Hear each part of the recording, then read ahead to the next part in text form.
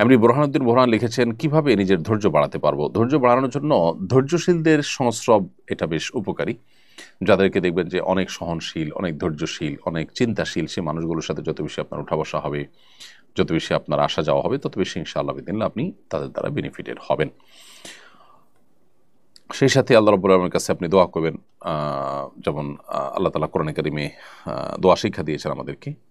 আল্লাহ তাআলার কাছে সবর এবং ধৈর্যের জন্য আমরা কামনা করি।